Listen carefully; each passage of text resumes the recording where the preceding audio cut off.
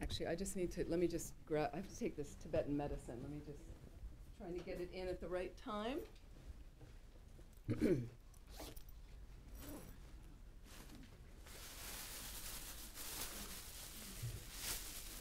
me.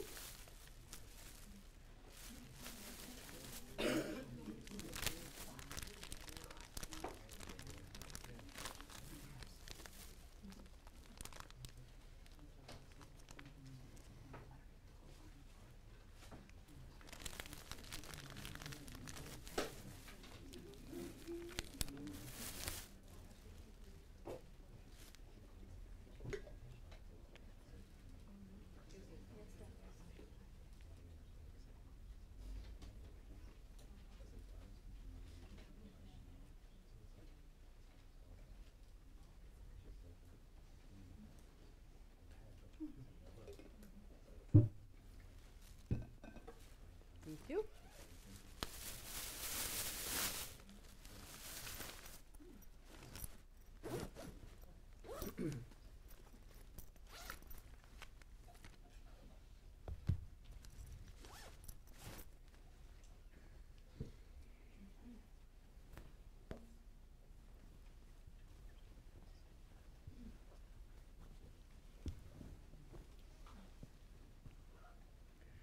Greetings. Welcome back. I hope your evening and morning exercises were going okay. We're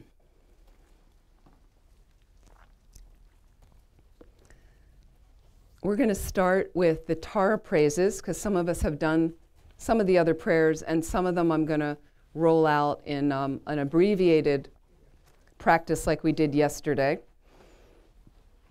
We're on page 191. And as a great clearing of obstacles for anything in our lives, and particularly the Light of the Path retreat to be hosted by Kadampa Center in full in 2020. Let's hope that happens, so we can call on Tara to help us remove all those obstacles. From your sublime abode at the Potala, O Tara born from the green letter Tam, your crown adorned with Amitabha, Action Mother, what is it 3 times? Tara, please come with your attendants. The gods and demigods bow to your lotus feet, O Tara. You who rescue all who are destitute, to you, Mother Tara, I pay homage. All my prostrate to the noble transcendent liberator.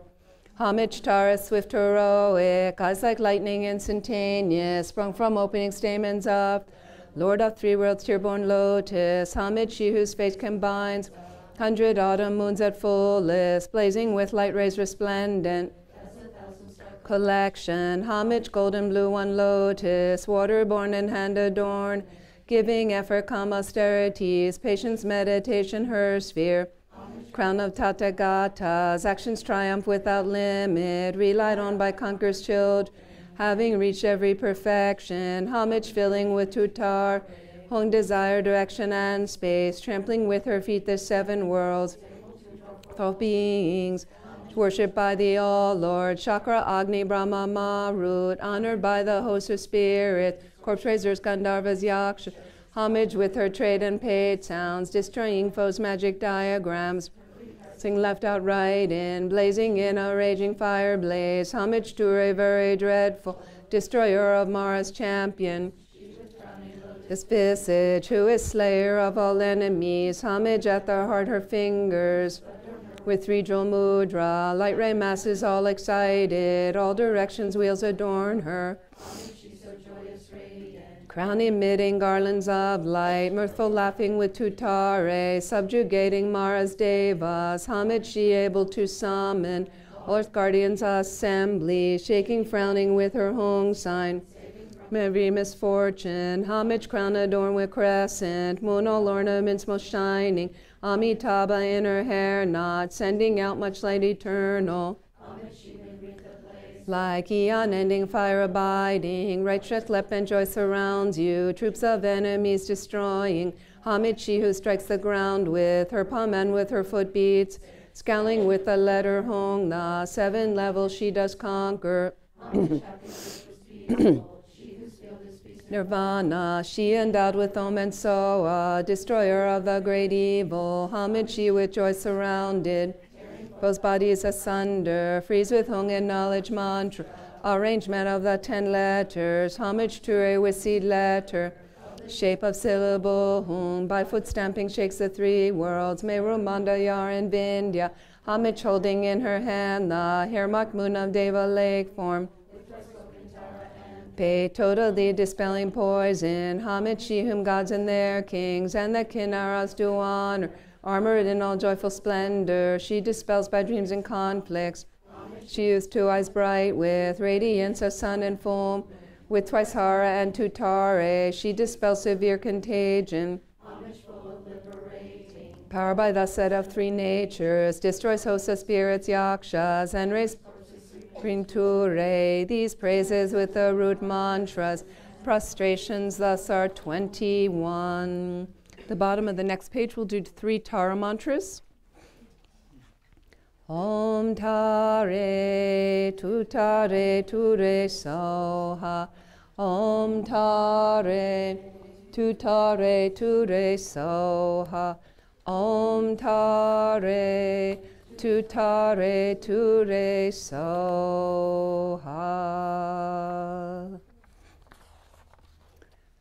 Thank you. We're going to turn to the practice, the meditation practice with the 8 verses with the Buddha of Compassion on the front. I just want to show you a little bit quicker way, but this also includes some inspiring prayers we often like to do at the beginning of our practices. There's a great way to set up your practice. Some of these we did this morning.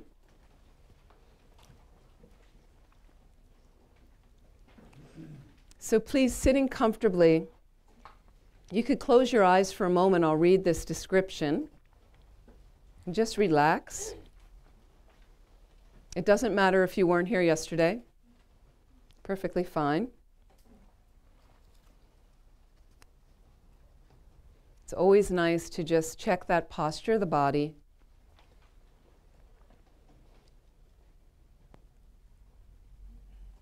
And just scan your body for a moment, making sure you're as relaxed as possible.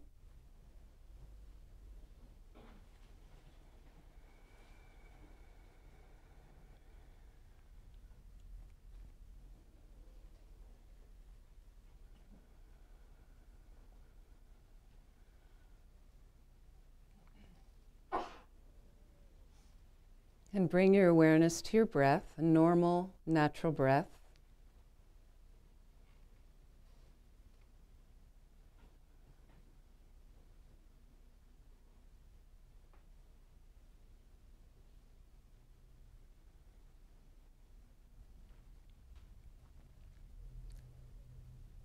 And imagine in the space in front of you this beautiful form of the 1,000-armed Chenrei Zig, the Buddha of infinite compassion. And he's also the embodiment of all the infinite Buddha's compassionate wisdom.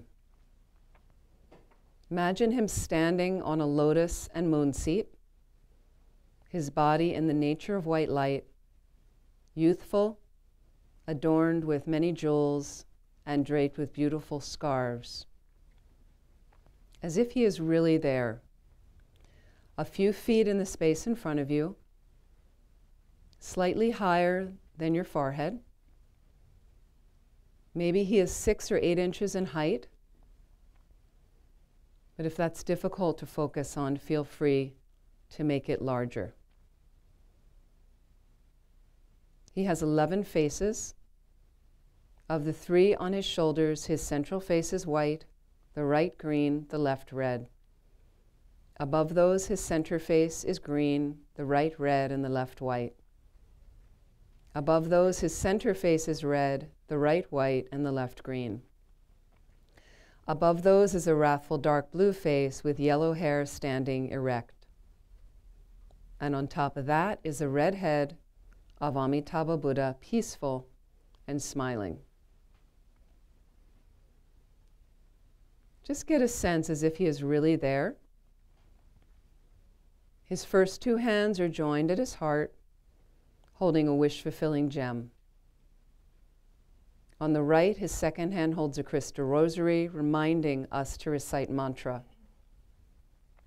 The third hand is in the gesture of giving realizations, and from it a rain of nectar falls, curing the hunger and thirst of the hungry ghosts. The fourth hand holds a Dharma wheel.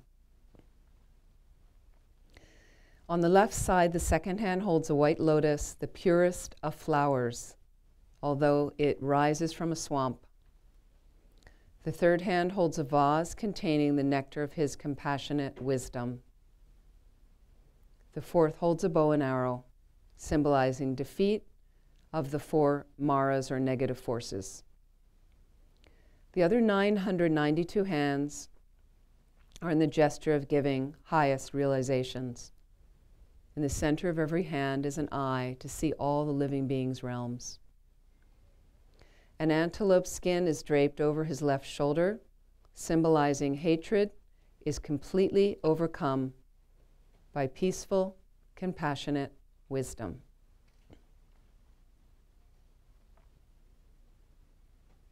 Again, getting a feeling that Chenresig is there in the space in front of you, facing you.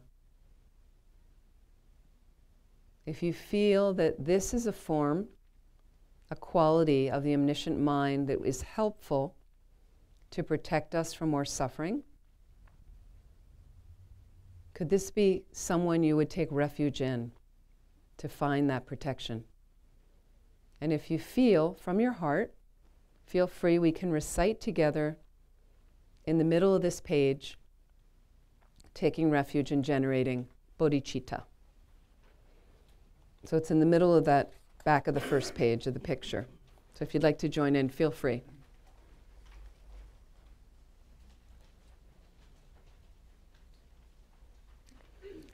I take refuge until I'm enlightened in the Buddhas, the Dharma, and the Sangha.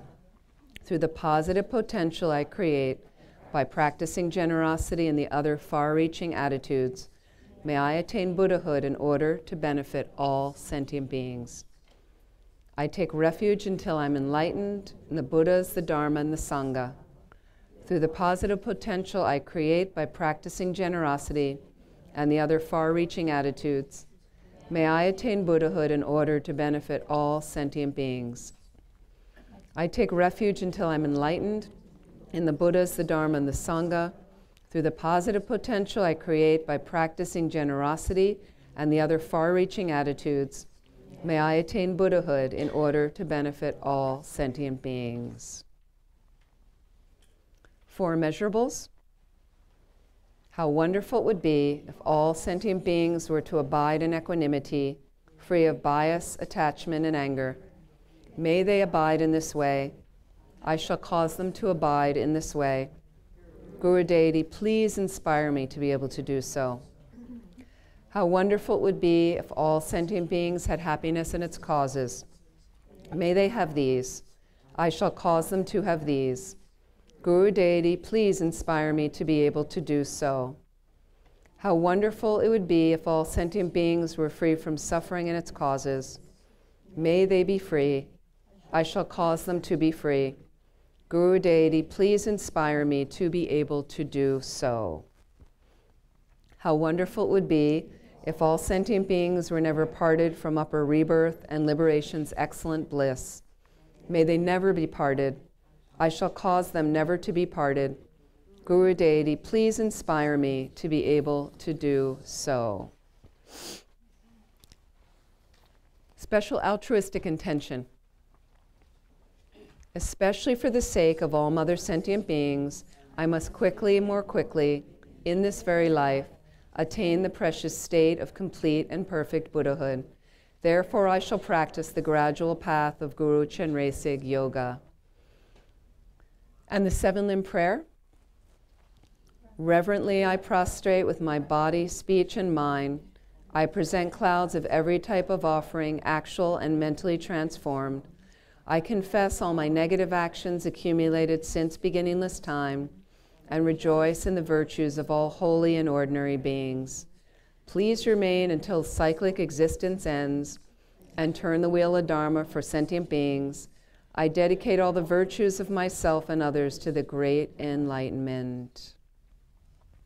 Offering a mandala, offering a world system. You can imagine the most incredible world you can visualize. This ground, anointed with perfume, flowers strewn, Mount Meru, 4 lands, sun and moon, imagined as a Buddha land and offered to you. May all beings enjoy this pure land. The objects of attachment, aversion, and ignorance, friends, enemies, and strangers, my body, wealth, and enjoyments, I offer these without any sense of loss, as accept them with pleasure and inspire me and others to be free from the 3 poisonous attitudes. Idam Guru Ratna Mandalakam Niratayami. Really calling from your heart, as if Chenresig was a virtuous friend of yours, this Buddha of compassion. And we can recite the requesting prayer. O Arya, compassionate-eyed one, who is the treasure of compassion, I request you, please listen to me. Please guide myself, mothers and fathers, in all 6 realms to be freed quickly from the great ocean of samsara. Request that the vast and profound, peerless awakening mind may grow. With the tear of your great compassion, please cleanse all karmas and delusion. Please lead with your hand of compassion me and migrators to fields of bliss. Please, Amitabha and Chenresig, in all my lives be virtuous friends, show well the undeceptive pure path, and quickly place us in Buddha's state.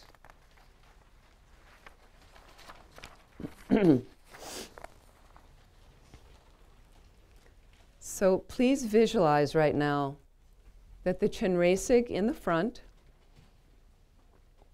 you can either have a replica come to the crown of your head, over top your crown, or you can still concentrate on the Chenresig in the space in front of you. And imagine at his tiny heart is a moon disk, little white circle lying flat. In the center of the moon is his seed syllable, Shri, H-R-I-H, in the nature of white light, standing upright. Around the center circle of the inner circle of the moon is the mantra Om Mani Padme Hum, standing clockwise. And around the outer edge of the moon is the longer Chenresig mantra, like a strand of radiant pearls. The more you can visualize everything in the nature of light, more helpful. And light rays begin to stream forth from the Shri syllable and the mantra garland at Chenresig's heart. So whether he's over top your crown or the space in front, both are fine. And those light rays go out to the 10 directions, streaming out, and they hook back all the blessings and realizations from all the Buddhas and Bodhisattvas right into the center of his heart, fully energizing him. And imagine the light rays continue to pour forth from his heart, and now they're coming down through the crown of your head. So they're coming over from the front visualization or from the visualization on your crown, cascading down like a radiant waterfall, helping you to open your heart to others' suffering, wishing that they be free of that suffering, generating this great compassion in your heart. As we read the 8 verses. Determined to obtain the greatest possible benefit from all sentient beings who are more precious than a wish-fulfilling jewel, I shall hold them most dear at all times. When in the company of others, shall always consider myself the lowest of all, and from the depths of my heart hold others dear and supreme. Vigilant the moment a delusion appears in my mind, endangering myself and others, I shall confront and avert it without delay. Whenever I see beings who are wicked in nature and overwhelmed by violent negative actions and suffering, I shall hold such rare ones dear as if I'd found a precious treasure. When out of envy others mistreat me with abuse, insults, or the like, I shall accept defeat and offer the victory to others. When someone whom I have benefited and in whom I have great hopes gives me terrible harm, I shall regard that person as my holy guru. In short, both directly and indirectly, do I offer every happiness and benefit to all my mothers. I shall secretly take upon myself all their harmful actions and suffering. Undefiled by the stains of the superstitions of the 8 worldly concerns, may I, by perceiving all phenomena as illusory, be released from the bondage of attachment. If you turn to the next page, you'll see the long mantra below the short mantra, and continuing that the light rays are coming down through your crown. They're purifying anything that obstructs you from realizing the 8 verses. So having these 8 verses firmly planted in your mind stream, helping you to work with difficulty as it arises, helping you to consider cherishing all living beings more than yourself. So we'll recite 1 time the long mantra and then the short mantra for a number of times, trying to keep that visualization going as much as you can.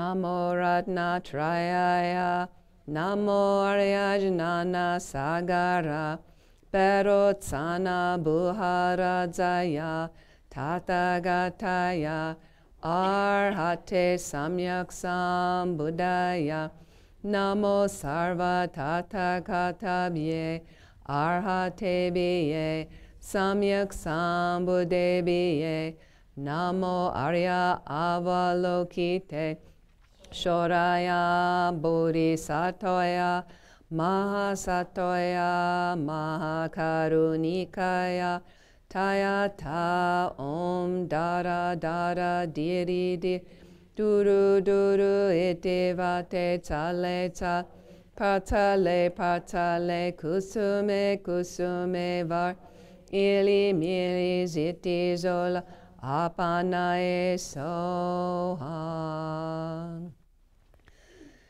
Om Mani Padme Hum, Mani Padme Hum, Om Mani Padme Hum, Om Mani Padme Hum, Om Mani Padme Hum, Mani Padme Hum, Om Mani Padme Hum, Om Mani Padme Hum.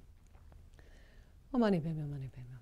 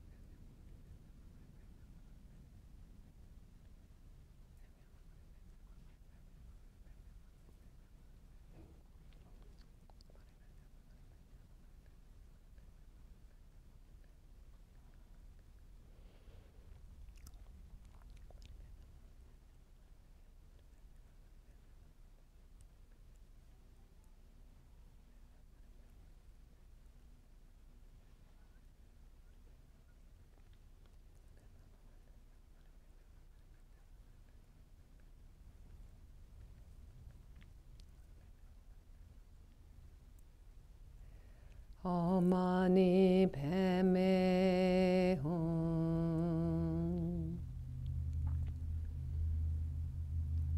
So just think in your mind, I will live my life in a meaningful way. As much as I can, do all actions with the motivation to attain enlightenment for the benefit of all sentient beings. And just imagine Chenrezig is extremely pleased with our practice. And imagine the visualization either in the front or the visualization on your crown, slowly dissolving along with the lotus and moon disk on which he stands, from the edges into the center of the visualization.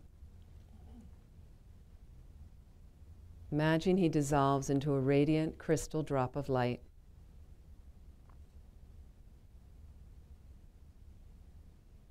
And imagine this drop melting into your crown, granting you all the blessings of his holy body, holy speech, and holy mind.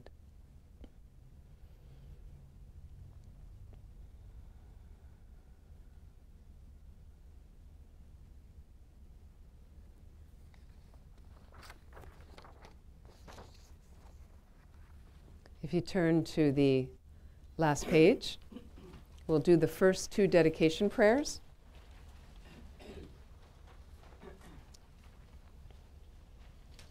Due to this merit, may I soon attain the enlightened state of Chenrezig, that I may be able to liberate all sentient beings from their sufferings.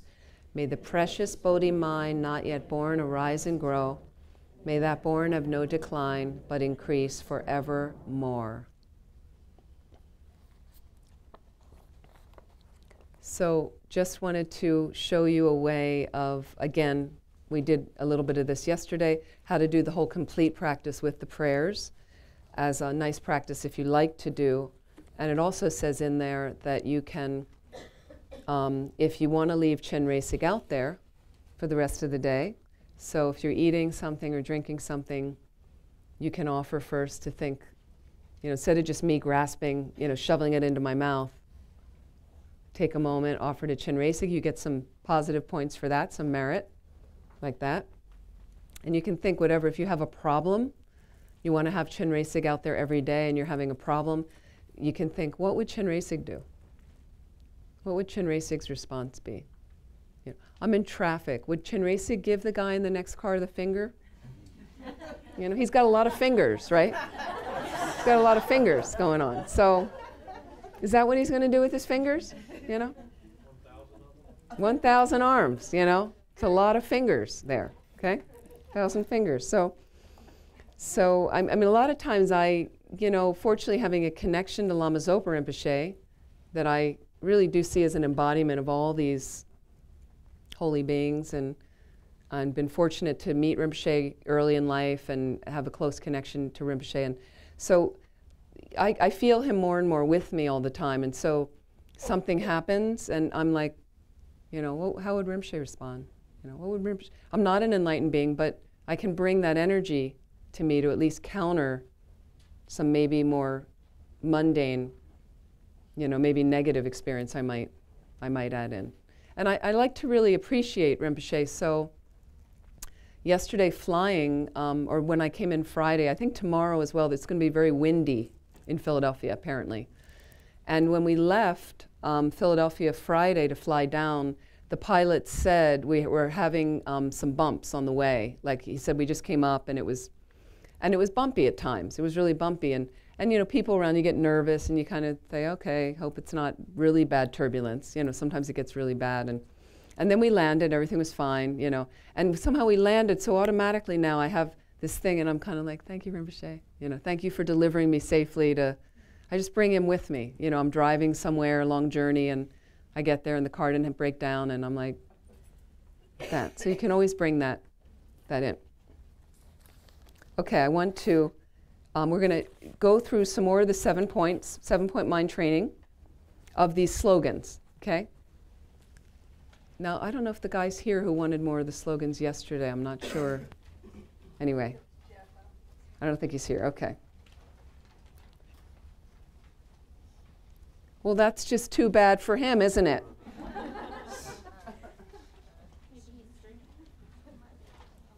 Okay. So is every line on this sheet a slogan? Yes. There's 59 slogans. 59 slogans divided up over the 7 points. And so no, I was just joking about Jeff because he's a little newer and so he can always listen again to the recordings. Okay, let me pull up. I have some commentary. Some of this is from Pema Chodron, some from my own notes. Here we go. Okay, this is the famous one we're now coming to. We are on number 3, transforming adversity into the path of enlightenment.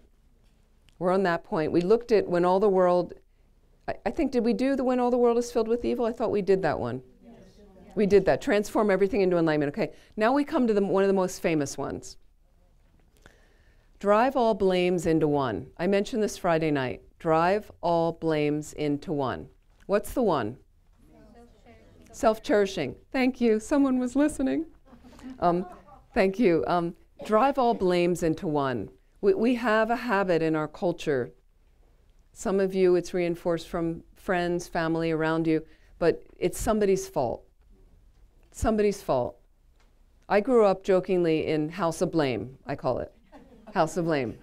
My father just always needed to blame somebody. He's not a bad person. It's just a habit from him that I think he got from his dad. Okay? So somebody's fault. And then what would happen is something would get broken. People don't, I believe, in my family, I know this for sure, people did not intend to break appliances in the house. It's really not our intention. But appliances are designed that they break. That's samsara's nature. Things break. Doesn't last forever. It's not like that. But something would break, and my dad could fix basically nearly anything. It's really handy, that. So, but it would happen, and then there'd be this eruption. He has a very short temper. Who broke the whatever? So when we grew up, my sister, brother, and I became adults in our 20s, we got tired of this stuff, and it was kind of taking it out on my mom, because then we were all moved out of the house, but she was there. So what they did is I was in California, but my sister was living nearby at the time. My sister, brother, and my mother divided up the year, 12 months, divided by 3. They each had a 4-month increment. My sister lived in New York. My brother didn't live in the house. But if somehow they were visiting, whatever, my father started about, who, blah, blah, blah, and my brother would say, it's October. Okay, so that's Rhonda's month. It's her fault. And then, so out of humor, my father started to realize how ridiculous it was. Ridiculous. And so, but it's a habit. It's simply a habit. He's not a bad person at all. He just had a habit of doing this. It was his normal nature. It had to find someone external that you got to lay it on them. It's got to be their thing. It's not me and my mind. It's got to be out there. If you don't have an understanding of karma, it's somebody else's fault. I don't have to take responsibility. And so years later, I started living with him. I was living with him for a couple of years and helping him because he was very old and he needed some help, but he was quite independent. So I would still travel part of the year. And I think I was in Florida a few years ago. And he had been, I was gone for actually 2 or 3 weeks. So he had done laundry a couple of times in that period. And the next thing I know is I get a call, and he's like, about the laundry detergent. And the lid got left off, and something, it was a major drama for him. And I just listened. I was like, I know where this is going. It's my fault, So then he said, well, what did you do with the, and he had a whole thing. And I said, well, I've been down here for 3 weeks, so I haven't done any laundry. And I'd say, do you know where the lid is? And he'd go, where? And I'm like, the last place you put it. Because that's, I just had to kind of stop, and then he'd get silent, and he'd kind of think about it. And I felt bad because, his short-term memory was declining a bit, so I understood, but I just said, and then we had a little laugh about that, and then I said to him at one point, and I said, so, who do you blame when I'm not around? I'm like, I'm not around now. I'm not in the house with you. Who do you blame? So it kind of just stopped him because we get tired of the tirades and the, things like that. So Something to look at, blame. Our culture likes to blame. We want to, and then when you do find whose fault it is, usually the person is not bad intentioned, but we make mistakes. So then you found out whose fault it is. Now what are you going to do? Right? You're going to yell at them? You're going to embarrass them? It's like, so what? People don't intend, you know. A lot of people just take ownership right away. I'm sorry, I broke your thing. I didn't mean to. I broke the vase. I knocked it over. I'll replace it. Like that. But the main thing is, the only thing to really blame is the self-cherishing. So not getting down on you that you're a bad person, but when my mind's a bit unbalanced, please check, what are you thinking about? It's usually me, yourself. And can I more quickly bring up my bad mood right now? Because that helps when you start thinking about others. It works like that. You know, we say it's magic, but it's just how the good-natured mind works. Much more balanced when I'm more focused, more spacious on how I can help others. So a really famous one, drive all the blames into one. I love that one. And this is a little bit more from Pema Chodron. A lot of people, just like what I said, are looking to blame someone. And as a result of that, she says aggression and neuroses keep expanding. And we have a lot of that in our culture. You know, as people talk about the divisiveness of the states right now, I'm hoping in the next few years maybe anything's possible, anything can change. But suddenly we got further apart, a lot of us. And people are fine, people are good. So why do I want to be alienated from other people? And then that becomes a habit, and people feel like we should be polarized. You know, so it's kind of a shame. So she's saying pause and look at what's happening inside of you. Look at what's happening with you. And when you hold on very tightly to your view of what they did, this is again, yesterday me talking to somebody about us and them. And you know, it's like, I did this, but they did this, okay? Then you get hooked. Your own self-righteousness causes you to get all worked up, causes suffering, okay? So can I cool the reactivity rather than escalating it? That's mind training. That's mind training. So it's challenging. Again, training. Please be patient with yourself that this is a process. It's a process, slowly. You're going to fall flat on your face sometimes, even though the last time you got it right and you were all excited and proud and you had a new path that was, new neural pathways are opening and it's all healthy, and then boom, you know, somebody really pissed me off and I lost control. That's going to happen. That's okay. That's okay, because we're trying.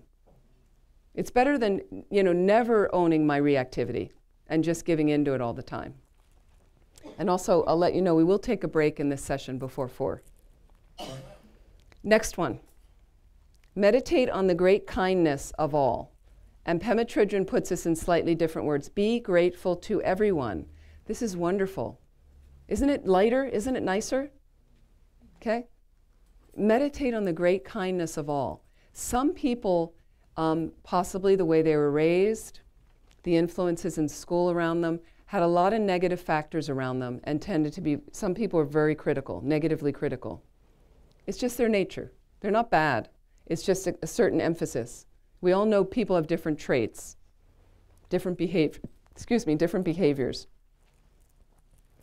So I like this from Pema Chodron. She goes on, others will always show you exactly where you are stuck, right? They do something, you get automatically hooked into your familiar way of reacting, your old familiar human nature with mistakes, flawed way of reacting, okay? I either, you know, I shut down in the face of adversity, I speed up, I suppress something, I deny something, you know, or I lash out at somebody. These are the normal ways. So when you react in a habitual way, with some delusion operating in your mind, then again, you get a chance to see your mind. So it's once again going back to that precious treasure of a person that is showing me exactly where I'm stuck. So difficulty arising again, a problem arising, use the problem. You have an opportunity. Every time there's a problem, every time you experience suffering? Can you see it as an opportunity? And so then as a result of this, moving more into this slogan, so these people are precious for me. How grateful I can be that they're showing me, especially the difficult ones, once again. Okay, without others provoking you,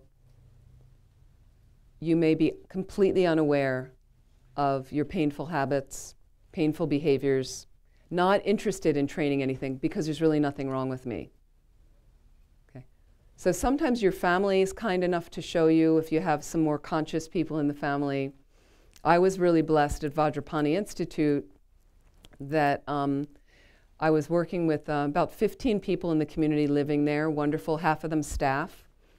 And through the process, you're bumping up against each other in a residential retreat center.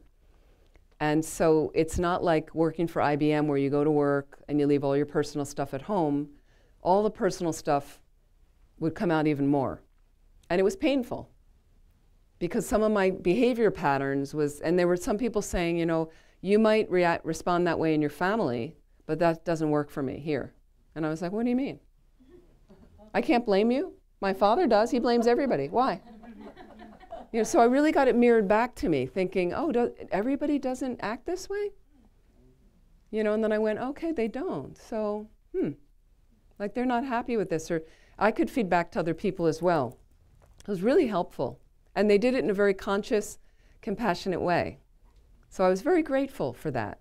You know, as painful as sometimes it was. They're good people, and we had permission to do that with each other. This is a way of being grateful. Think of the kindness of all these beings that are, again, once again, are getting me enlightened, getting me closer to enlightenment. The next one, meditating on delusory perceptions as the four kayas. Okay? So, Pema Chodron, seeing confusion as the four kayas is unsurpassable shunyata protection. Shunyata is emptiness. Okay? This goes a little bit more deeply. Some of you may not have had teachings on this yet. Okay.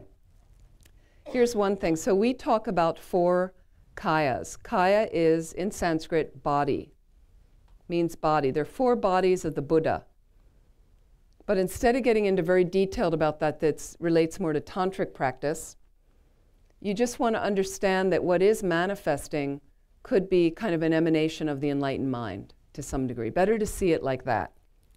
And she goes on to things like, your thoughts have no birthplace, they just pop up out of nowhere, and that's Dharmakaya. Dharmakaya would be maybe translated as the truth body of the Buddha. In a sense, I kind of see it as the wisdom from which everything comes. From which everything comes. So once you're at a higher level practice, you can read a little bit more about that. And then on another level, thoughts are nevertheless, even though it seems like the thought just pops up from this truth body, like the emptiness of the omniscient mind comes from there, but they're still nevertheless unceasing. Thoughts are still one after another, Sambhogakaya, which sometimes we talk about the Sambhogakaya, the enjoyment body of the Buddha. And this is a level of a Buddha's body that ordinary beings can't see, but it can be a very ornate body adorned with jewels and things like that. A little bit like the Chenresig that been visualizing. And then, yet these thoughts, they appear to us, okay, but they're not solid. This is the third step, which is what we would call Nirmanakaya, the emanation body of the Buddha. This is basically a body we can interact with. This would be like His Holiness the Dalai Lama, the way you see him. He's a Nirmanakaya, a body we can interact with. And putting it all together, so there's no birth, there's no dwelling, there's no cessation, is Swabhavakaya. Swabhavakaya is like how do they define it? The nature body of the Buddha. It's kind of an inconceivable space, understanding the emptiness of it. So that's why there would be no inherent birth, to your thoughts and things, no inherent abiding, no inherent cessation. So some of you I know haven't had teachings on that, so it might be a bit confusing, so just relax, okay?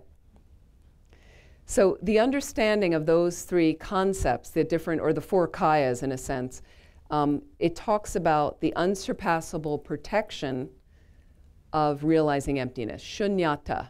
Shunyata is emptiness in Sanskrit. Emptiness. And what emptiness means is a lack of, an absence of inherent nature. And I'll give you synonyms for inherent nature.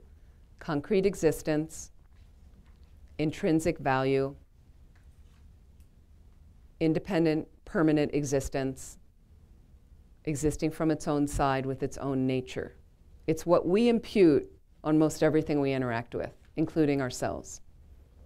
We impute a very solid, concrete, existent nature.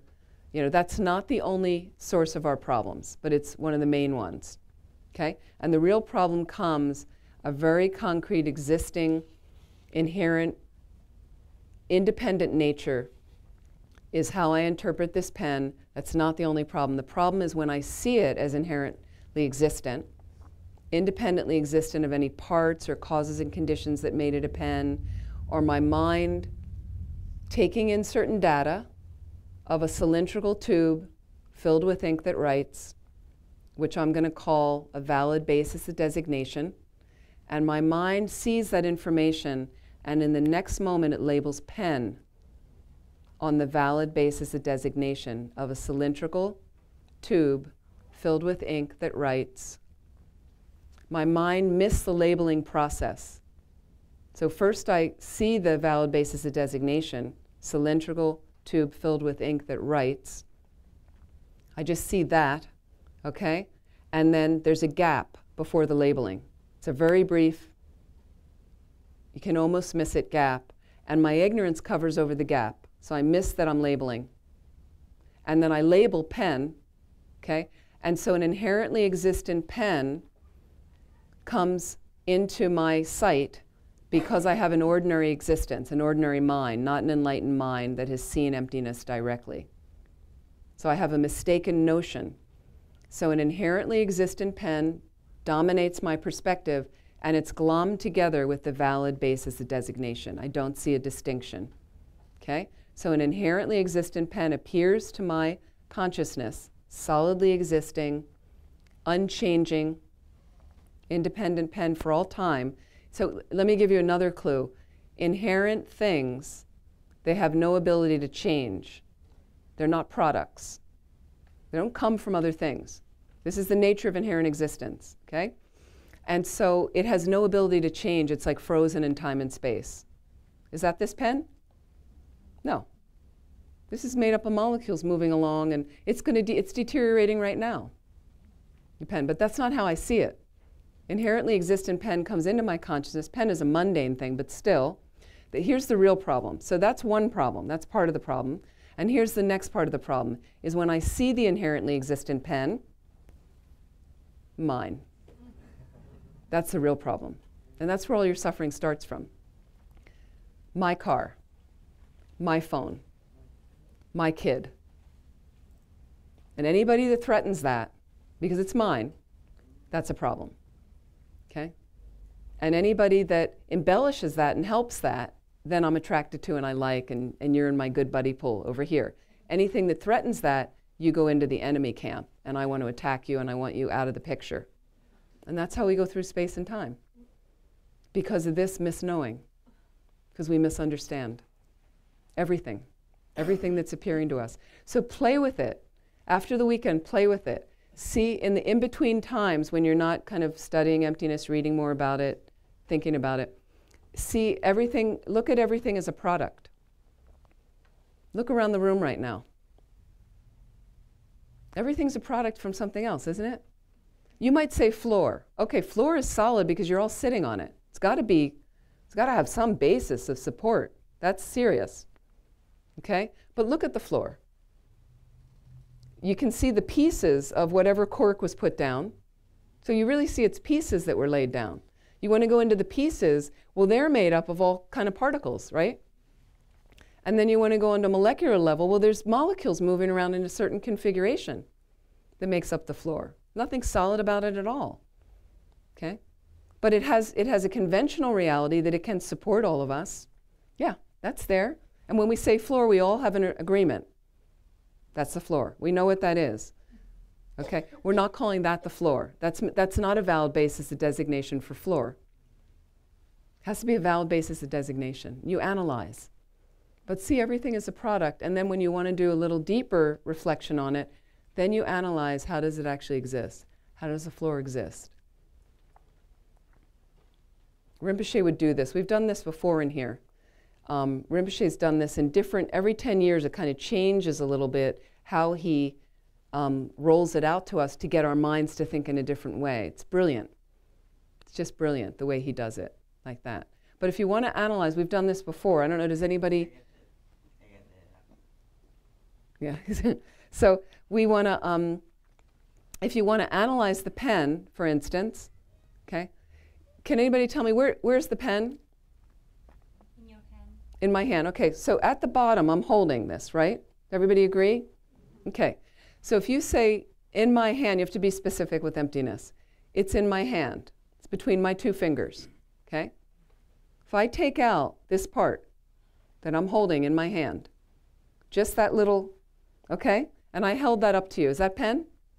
No. Clearly not. So you have to be very specific. Some people say to me, somebody was near me and they're like, that's a pen.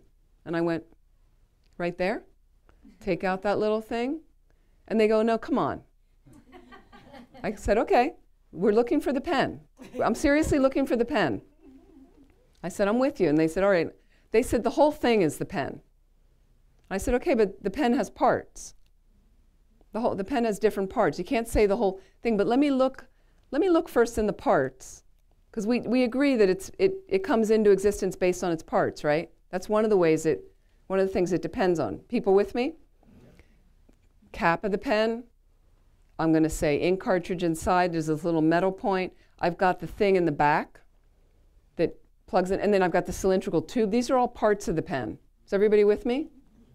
I might even call this a side, and this another side, and this may be the top. This is the bottom. Is this pen? No. Is the little plastic thing in the bottom pen? No. Is the metal point pen? No. What about the ink cartridge? That's ink cartridge. That's different. Different basis designation. The cylindrical tube, not pen, right? So we just briefly, quickly looked through. I decided to go into this longer because people ask me about this. We just looked and didn't find pen in any of the parts. Does anybody find pen in any of the parts of the pen? Please let me know. Okay. We did not find pen in any of the parts of the pen. Okay. Then my friend would say, but it's a collection of the parts, is the pen. It's a collection. That's where we get hooked. It's the collection of the parts that you just told me about. When I put the collection together, the pen is there. Let's think about this. You just looked in all the parts and you didn't find pen. How is it possible that you put the parts together and the pen is there? You just looked. There's no pen. You can't put those things together. What you have is a valid basis designation to label pen. Then the pen comes into existence. There's no inherently existent pen there at all. Conventionally, there's two truths. Okay? Conventional truth is that there is a writing implement here that we call pen, and I can write with it. And I'm holding it in my hand. So you have to respond to a degree. You can't step in front of the bus because the bus is empty. It lacks any inherent nature. It will kill you. So you have to understand that you do exist based on causes and conditions. Your parents wanted to have a kid. You do exist based on your parts, body and mind. And you do exist according to the highest school, Prasangika Madhyamaka, that on the valid basis of designation of your body and mind, you are labeled Amy on that, and Amy comes into existence, or whatever your name is. I mentioned to some people at lunch, if Amy was inherently existent, when I came out in the delivery room where I was born, okay, everyone in the delivery room would immediately say Amy. But what came out was baby girl, a valid basis of designation for my parents to see that and label on that Amy, and then Amy comes into existence. You have to keep thinking about this.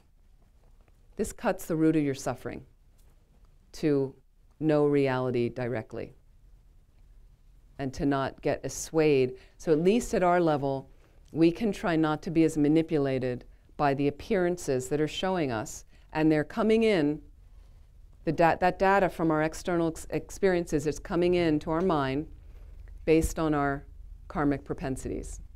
That's what's playing with karma and emptiness, what's playing on the movie screen of your life. So if you want to be happy things that you enjoy, then you want to try to do positive deeds as much as you can. If you have negative things that are appearing to you too much, then best to try to do purification practices, to try to eliminate that and try to study and apply yourself to emptiness and developing the good heart as much as possible. Okay, that's your real protection, emptiness. And it's interesting, I like this it's slightly different in the Kagyu tradition of Pema Chodron, but she calls it complete openness. So it's slightly different, but I also like that idea of the openness. And so this is a little bit more of my see everything like a dream. You know, it's a fluidity. There's a fluidity to stuff. When we get rigid, the emptiness goes away, and we're like, mine, you know. I don't like that guy. Get out of my face. It becomes very solid. See everything like a dream. There's more of a flow to things, more of a possibility, options. And she goes on with this about there's nothing solid to react to. Nothing solid to react to. So think about how many times we make a big deal. Okay, and if you really want to take it to the analysis, you're making a big deal about nothing. There's nothing there. Okay, Einstein knew this, I think. Einstein knew this. So if you want to take molecular physics, not that I know much about it, but in molecular physics, when I was a kid, the atom was the smallest thing. And then there was the quark, and then there were minute particles, and now there's particle accelerators. And I lived with a nun in San Francisco for 3 years who was a mechanical engineer working on particle accelerators. Amazing. She's great. She still lives out there. She's a dear friend, and she's wonderful, and she's got a great mind, very smart mind. She runs a center out there. So they're breaking down atoms, and they're going to keep breaking them down, and they keep, you know, surprisingly finding smaller particles. So Einstein kind of knew you can always further break something down. And if you keep breaking things down, the essence of it is there's nothing there. There's nothing there. You're never going to find a fundamental solid building block. Okay? But different schools of Buddhism say different things, and some of them believe that there is that partless particle that is the fundamental thing that inherently exists.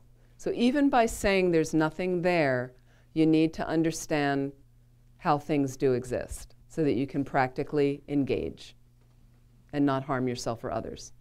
Okay. The next one, the fourfold practice, is the best of methods. These we've talked before, but let me give you some it's like almost like the 5 powers or something like that. I think they talk about that even later, similar. This is also Lama Zopa Rinpoche's style. 4 practices, accumulating merit. Okay, that makes sense. We're trying to do positive things, trying to lessen my self-absorption. Number 2, purifying negativities. Purifying negativities. And the more I have honest self-reflection about the mistakes I made, then I can more clearly want to purify. Number 3, and this has, offering to spirits, we do protector practices, that's similar to that. And a lot of us at certain levels, we don't really understand the protector practices, a lot of chanting, and we offer different elaborate tea offerings and things like that. But it seems like on some level that I can't see people with higher realization may see, it seems to protect and send out, you know, for projects, for whatever you want to do. And then making offerings to protectors as well. Very helpful. So sometimes if we're doing a group retreat with Lama Zopa Rinpoche, we don't always do protector practices ourselves, but he includes those usually in the evening session and likes us to do those. And there's a reason. He obviously sees it keeps things flowing, keeps obstacles away, like that. The last in transforming adversity into the path, whatever you encounter, apply with practice or join with meditation. Makes sense, okay? Usually unexpected things kind of stop our mind. Like suddenly we're like, oh, this is different than my agenda, okay? What if you just kind of paused in that space? You know, instead of the normal, you know, no, we weren't going to have lunch at 1, and no, I'm not going there, and he's late, and this isn't what was supposed to happen. I wasn't supposed to get the flu, right? But people rail, you know, they get sick, and it's like, rah! It happens, samsara. What if you just paused for a moment? Okay, this is showing up. This is just showing up. I had a girlfriend, she lives in Colorado, she's a great practitioner, and she got leveled with, well, I guess the really long title is acute adrenal depletion. It's a type of chronic fatigue. And some people don't really understand chronic fatigue. Like they don't really give it, and they're like, what do you mean you're tired? But she was flattened for a year. And this is a type A person. This is a person who used to be a river raft guide in the Colorado River in the Grand Canyon. But when she was younger, she would run from one rim all the way down, up the other rim, and then back. That kind of person. Brilliant as well, brilliant mind. And just pushing, and there were kind of signs, but she didn't pay attention, flattened. Couldn't walk for about a year. I went to visit her, like the second year. And I said to her, like, how did you manage? I'd go crazy if I couldn't walk. And I was like, how? And she said it was just so, you know, so huge, there was nothing else I could do. Like, so she was just kind of there with it. She was just like, okay, my body is simply not working anymore, so I'm going to be here with it. This is it. What else, you know, so it's this pause of something different happened, okay? And what you can do is, could do tonglen, that moment of what's coming up. Maybe I'm not ready to do it, but maybe having, you know, I'm using the breath anyway. Whether it's my own pain, I want to do tonglen for myself and let the radiance come through me, healing whatever and offering back to myself. Like that you could do. I can do it with others. Sometimes you get a good shock from something changing. Use it, fold it into your practice. You know, what is this really negative thing telling me right now about my life? That's what she was saying too. She was saying, like, suddenly, you know, you had to look at karma ripening or what's happening, or my little trip at the end in Nepal and kind of being too cold and coming down the mountain, then getting shingles. Then I had yet another cold, which I rarely get, and I had 2 really bad colds in a couple of months and was really tired from that. And then getting home and having bad jet lag, part of me is like, you need to rest. You know? So I go to doctors and they're like, you need to rest, right? But at first I'm not hearing it. I'm like, yeah, you know. But then part of it is like, you need to, like, I really needed to rest, so I need to just stop. There's other things my mind's telling me I want to do, but you know what? I'm just going to be here now. I'm going to just take care of my body right now. Then I'll have more energy to do things later. So what is the universe telling you? There's many messages. Meeting the unexpected, this is from Pema Chodron, is also an opportunity to practice patience and non-aggression. We've talked about that before. Okay, this is the 4th point, applying the practice. So what do I do in my whole life now? How do I want to use this? This is also Lama Zopa Rinpoche, practice the 5 strengths, the condensed heart instruction. So here it says the essence of instruction, briefly stated, is to apply yourself to the 5 strengths. We call these sometimes the 5 powers. 5 strengths, same. How do you want to live your life? Okay? They can be in different orders. That's okay. Strong determination, number one. To train in opening the heart and mind. And this could even be part of your motivation. But you want to have that kind of joyous effort, strong determination. Number two, the standard, familiarization. Familiarization. You know, I need to have some kind of stable, consistent meditation practice where I'm doing the deeper work.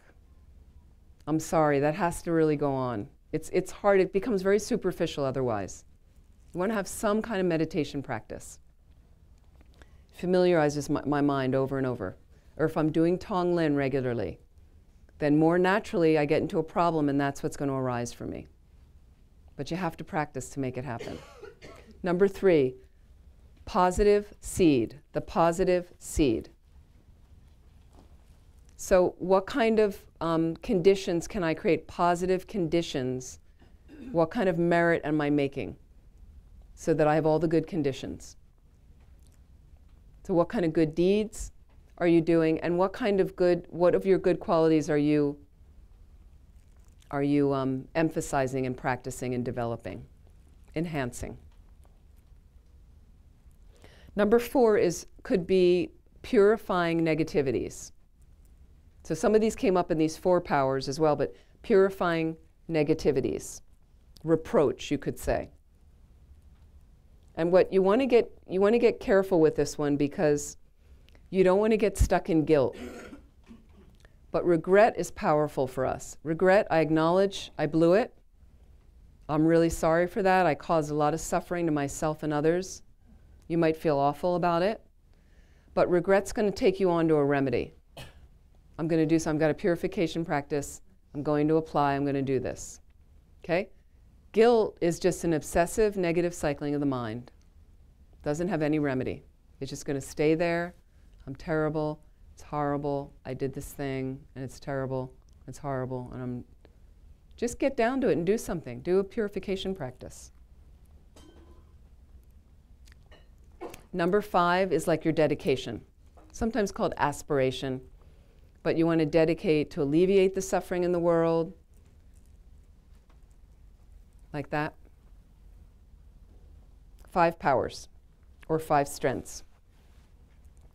Okay, this is the 18th slogan. The Mahayana advice for transference involves the same 5 strengths. Conduct is important. This is about your consciousness at the time of death. So there are in life 5 powers and similar ones at the death time. So for instance, when you're dying, strong determination, the first one. Open and let go when appearances of the world start to dissolve. Can you open and let go? You know, how's my motivation? To open and let go like that. Some people in dying, they get confused. Active dying, if you're dying slowly, people get confused. They don't know why they can't lift their body out of the bed, lift their head. They're having trouble seeing people. You know, they get mixed up about what's happening. Like that. Appearances come up. They're not happy with this. They see different things. Again, whatever's appearing, you know, let it go. Let it go. Number 2, familiarization at the death time. At the death time. Again, the same kinds of things. Letting go, opening and letting go. If I do it throughout my life, then at the death time I'm ready and I'm already there. I'm familiar with that. So it's all about getting familiar enough with the practice. Number 3, the positive seed. Planting positive imprints. Can I trust that I have the ability to open and let go for others because I have enough positive karma in my mind stream? And I've built up enough of that in my life, like that. Number 4, reproach at the death time, or purifying negativities, realizing that this limited identity isn't solid, it's dissolving. I don't have to indulge in trying to keep it from falling apart. Relax, right? It's a natural part of life. And I've seen people struggling in hospice work I've done, I've seen people struggling. So if you're somebody, I don't know how many control freaks we have in here, but I am one. I like to think I'm in recovery, okay? Not sure, but control freaks, if you're somebody that's trying to keep it all together now, you know, and like, you know, I stay in a lot of people's houses, a lot of different places I stay, and they're all different, and people are great. The hosts are tremendous. I've never had a bad time. I mean, everybody's been wonderful, but I see some people where it's really like, you know, it's everything. There's just nothing in that. You know, it's just, and that's fine. But often, when you leave your scene, there's going to be some dirt, or there's going to be something else. And dying is sloppy. Dying is really not a very clean process. Doesn't mean it's bad. Sometimes it's good to get sloppy, and you have to understand that about dying, that there is going to be these loose ends and things, and let go.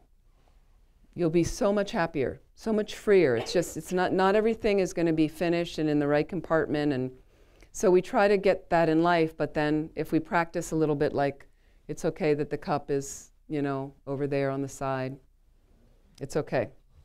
Aspiration number 5, at death, aspire to spend all your future lives in the presence of qualified teachers and to do your best to benefit others. Would be a nice dedication to have. The 5th point, how's my mind training going? Do you want to kind of check in? How's it going? All teachings share a single purpose. Okay, and then we're going to, oh, we got a lot more. Okay, I want to give you a break because I want to get to this other text a little bit. So all teachings agree, you could say agree at one point or share a single purpose, which is about eliminating ego grasping, like self-grasping and self-cherishing. We're all trying to get ourselves to realize emptiness and to have the good heart fully manifest, bodhicitta. Of the 2 witnesses, rely upon the principle 1. Of the 2 witnesses, rely upon the principle 1. So, witnesses of what you do, the 2 witnesses of what you do is you and others. You and others, okay? Of the 2, you're the only one that really knows what's going on in your mind. Okay? So when people are judging you, and somebody says something to you, and I notice this a lot. I had a friend, I have a friend in California. I love her dearly. She's wonderful, but she has a habit. Every time she sees me, comes up to me, you know, she's like, "You look tired." You know these people, are you tired? You look kind of tired. I'm not tired, you know.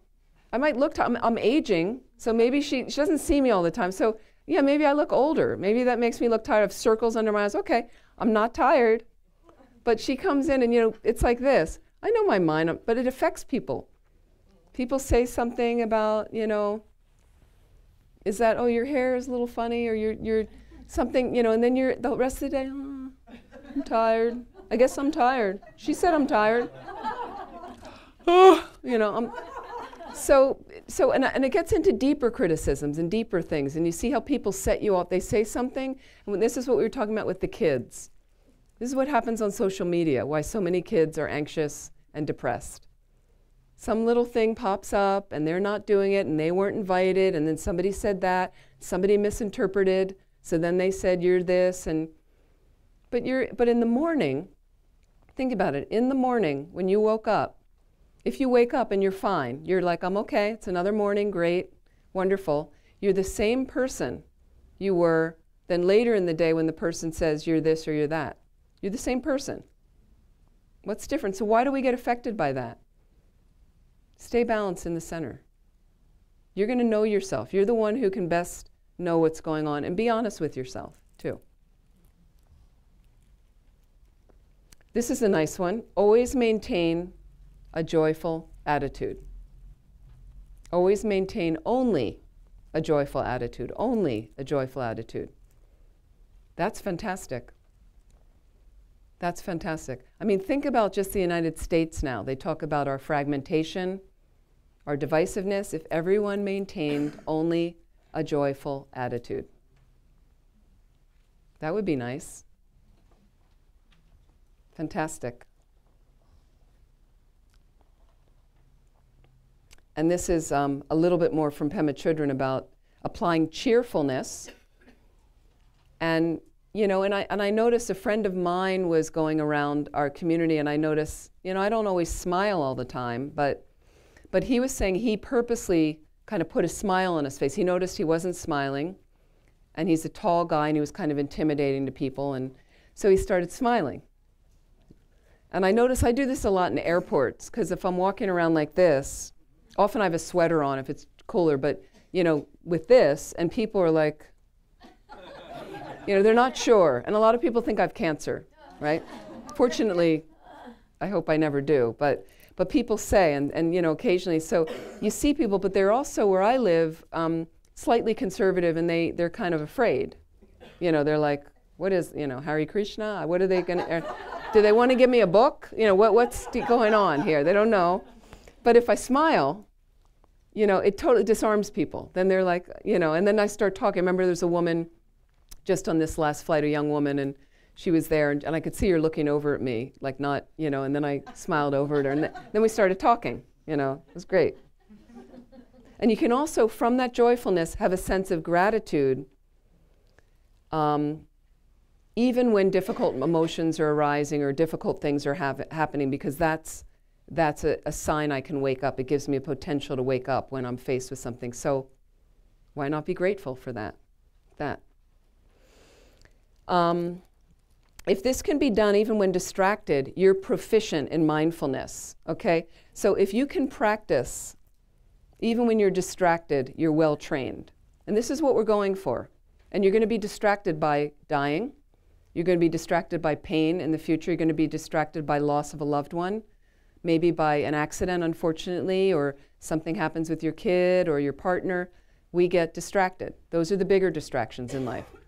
And then we have all the little distractions, okay? So it's the same way. Did you ever notice when you're good at driving, and you're driving around for a while, and then you notice that the last couple of minutes or seconds, I really wasn't consciously on the road, I was over here. But somehow, I'm so good at driving, I'm able to stay on the road. So it's like that. We want to have the practice that well-oriented, and whatever comes, I'm there, balanced, I'm okay, I've got my eyes opened, I'm grateful, I've got a nice attitude, and I'm thinking of others, thinking of how I can benefit others and all those things. Fantastic. And the other thing is, the negative emotions won't sweep me off my feet and knock me toppled so quickly. And I'm also fine, the other part is then I'm grateful for them because they help me transform even further, right? So it's not just about I'm balanced and everything's good, but oh, now some negative thing is coming. Great.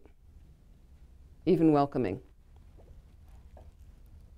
Okay, we're going to take a break. And I want you to talk about, like, take your sheets if you want. Talk about about these slogans. Talk about these slogans. What do you think about these slogans? How are they working in your life? Can you practice these? What is it saying to you? Let's take 15 minutes. Thank you.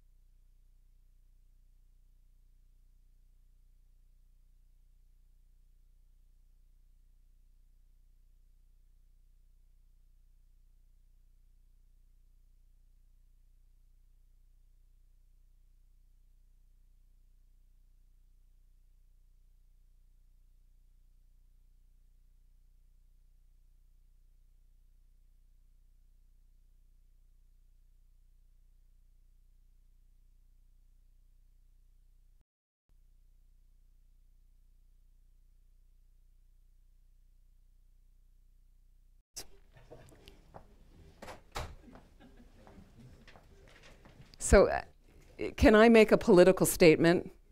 Yes. Sorry, I don't know. I have these things. I get really, I'm sorry. I just, I care about the planet a lot. And I know people mean well and you know, but. So I just want to mention, and this is very kind because they're offering me water and it's easy and it's here and it's a fresh bottle of water and they make some that are smaller than these, okay? So they're now, the smaller ones are illegal in San Francisco. Illegal in San Francisco. This is destroying the planet, okay? This is one of the things destroying the planet. I'm sorry. There you go. This is a little one. Yes. So the thing is, I know they're convenient. I know it's great and you put them out and everybody has them. But every American I know has at least one water cup or bottle. Come on. Fill them up. It's really, it's just so sad to me that you have all this junk laying around. That it's a simple thing. It's one thing if you're going out hiking and you grab it, but take your water bottle or something. So I know it was kind of cool. Our center opened in in New York, in Brooklyn. We have a center, it opened in June. Shanti Deva Center. It's a lovely place. It's also a yoga center. And they put in one of those special water things. So there's the water fountain with good water and everybody comes with their water bottle anyway. So it's like, but then you just fill it up and you don't have to have, so it's something just to think about, these little simple things like bringing a bag to the grocery store. Right? So somebody close to me recently said she doesn't like to because they get dirty. So you can wash your bag out. Are we that lazy? And part of it is laziness, I think, with certain things. It's just laziness. So I'm already in the mode. I've got bags in my trunk. And then friends said to me, well, I went into the store and I forgot my bag. Go back out to your car and get your bag, for God's sake. So these are simple things that everybody can do, and it makes a difference. It makes a difference. So, sorry, I got on my pedestal, but I think it's important that we at least consider, and again, it's an individual thing of what you feel you're able to do, but you have to consider it because especially if you have kids, the future, the planet is theirs. What are we leaving them? My brother sometimes rails jokingly to my dad about his generation because they really didn't know about stuff. And they were emptying oil into the backyard, into the woods. They didn't know. Motor oil, and people were spraying our neighborhood with DDT when I was growing up. And then they wonder why there's an increase in breast cancer. I wonder why.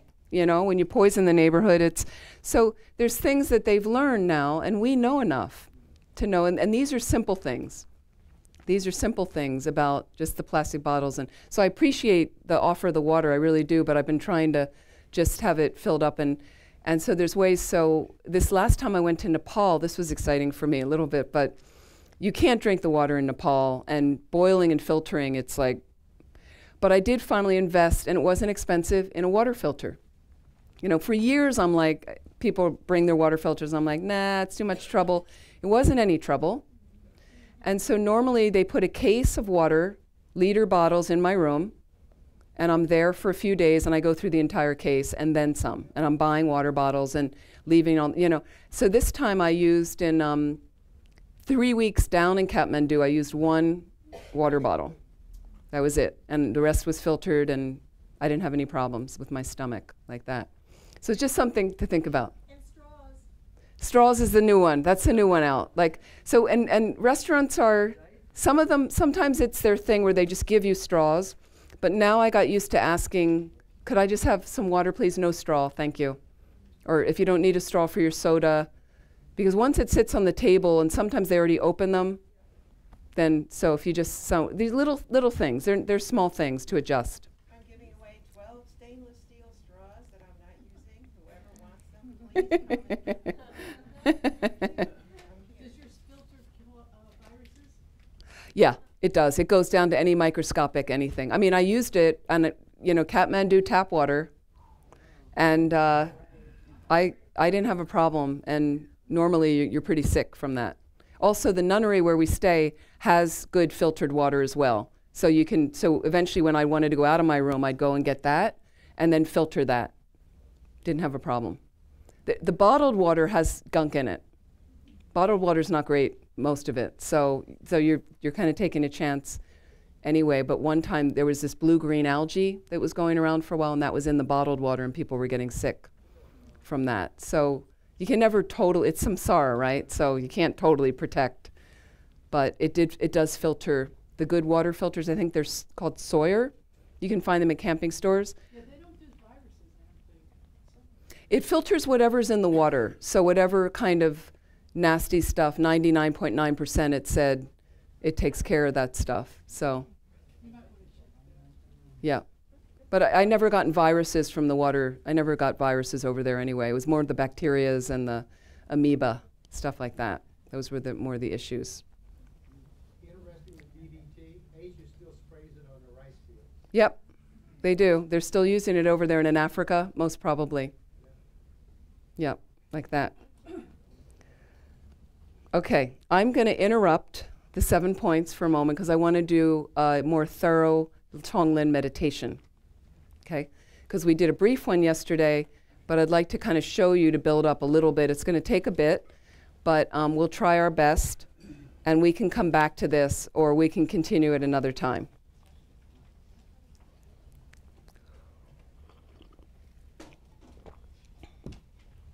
Thank you. So finding a comfortable posture.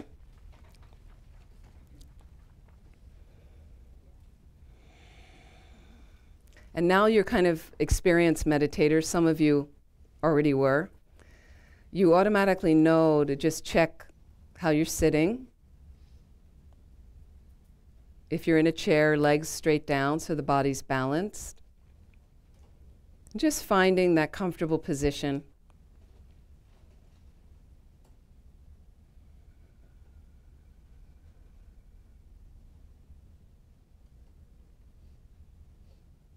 Always nice to settle the mind on the breath.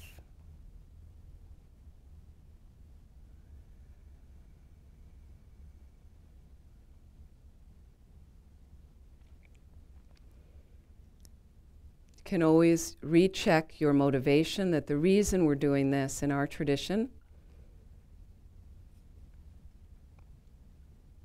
is so we can somehow develop in our mind that attitude that wants to take the suffering of others, use it to diminish your self-cherishing, and offer all of your happiness, all of your joy to others, as we hope that will leave positive imprints in our mind that will ripen in our becoming enlightened quickly, so we can benefit all living beings. And really for that purpose, we're going to do this tonglen meditation.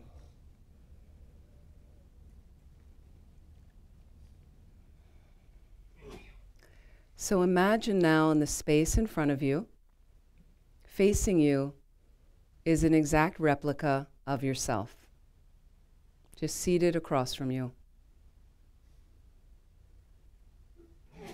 And just look across at yourself.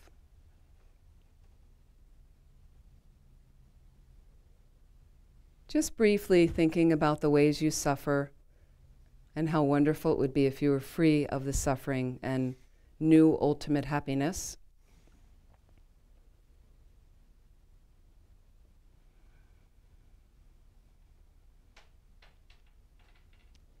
And imagine as you inhale, you're once again taking all the suffering from the front visualization of yourself. It goes right to the constricted knot of your self-cherishing that is at your core, you seated here in the room, purifying and diminishing it. And then from a place of greater happiness and bliss, you offer that as you exhale to the front visualization of yourself, taking and giving. And you can imagine the suffering, you can visualize it as whatever represents suffering to you, whatever images.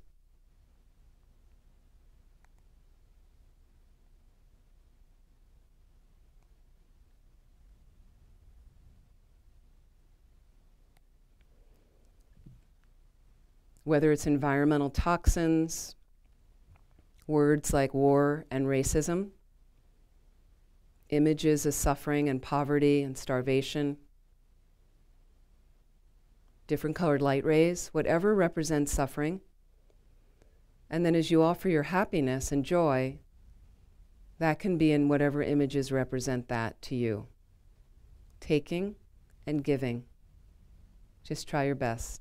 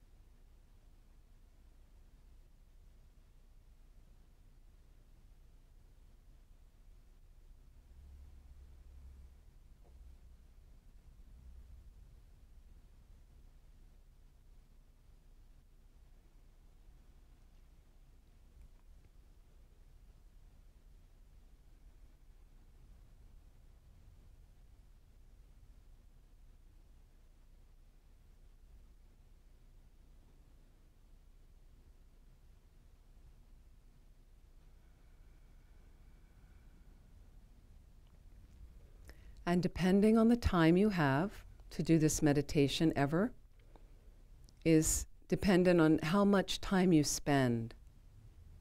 So if you don't have a lot of time, a little bit shorter for each moment of taking and giving. If you have more time, you can do it in a longer interval. So let's leave the front visualization of ourself there, but let's take the focus off. And imagine seated beside you are your family members, even if they passed away. Some people like to put their father and male members of their family to their right.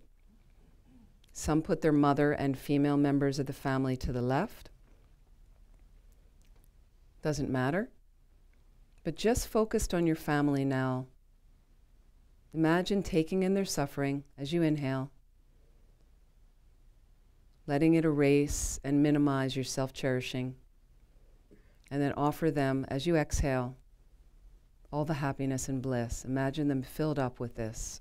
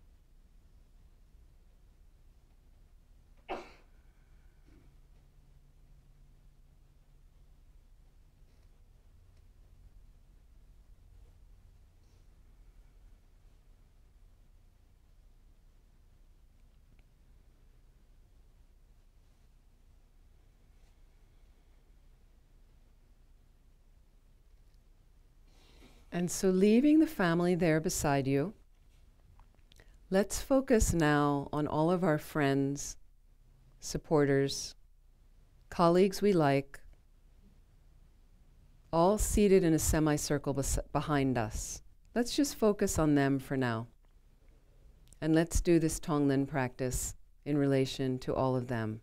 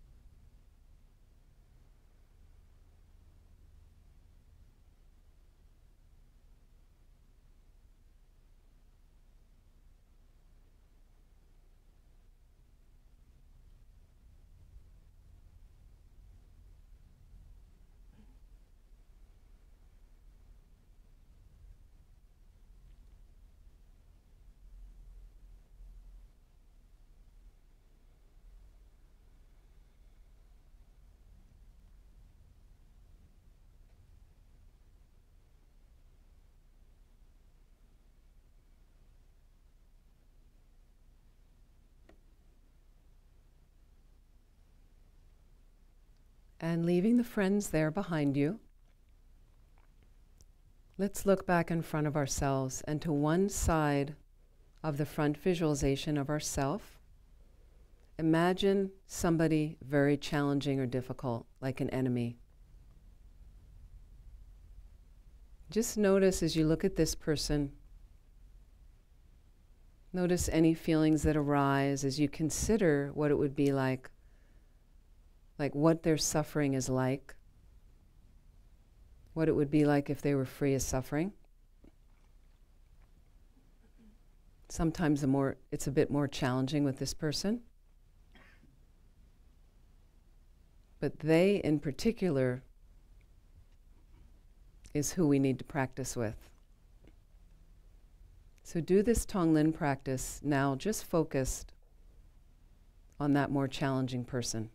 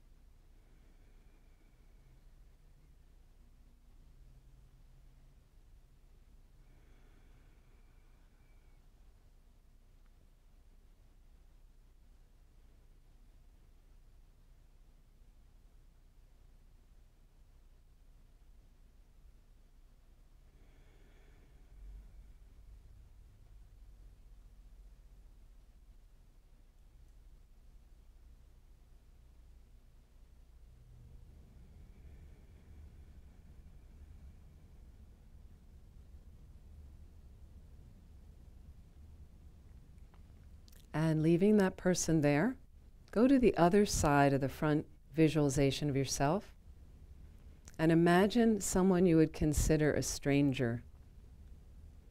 So this is someone you may know their first name, but you don't know much more about them and you don't have an opinion about them one way or another. And do this tonglen practice now, just in relation to this stranger.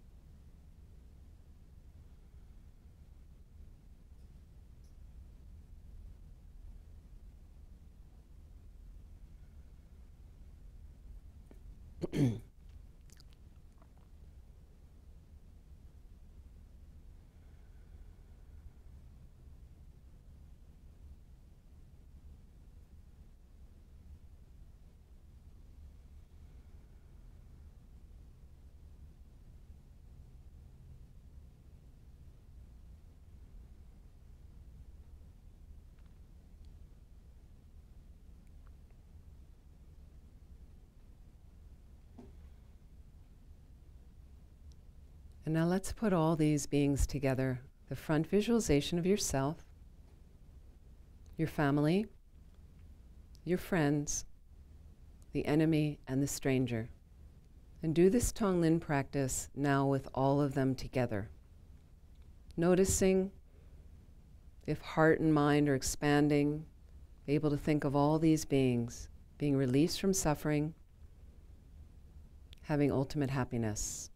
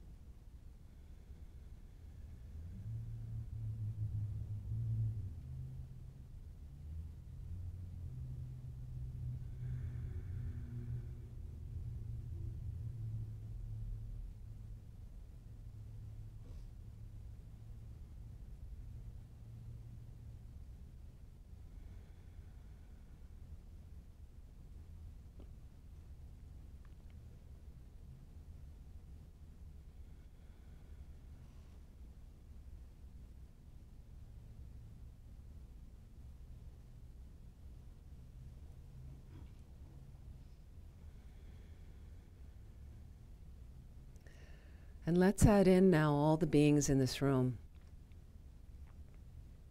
including them as well, doing tonglen practice with all of them.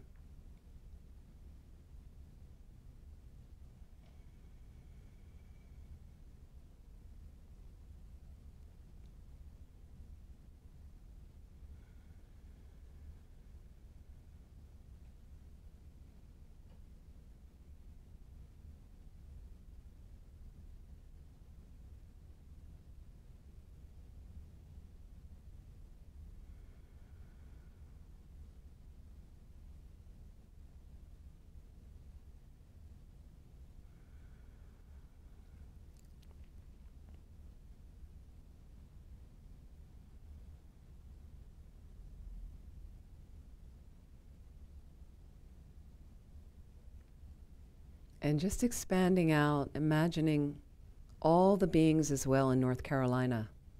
Let's include them as well. And again, just open and let go.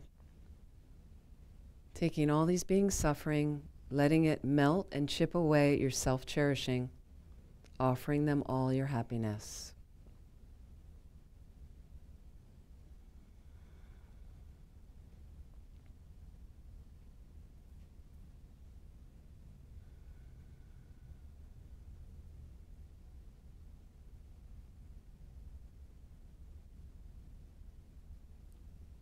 And continuing to expand outward to all the beings on the eastern seaboard of the United States. Doing tonglen practice, including all of them.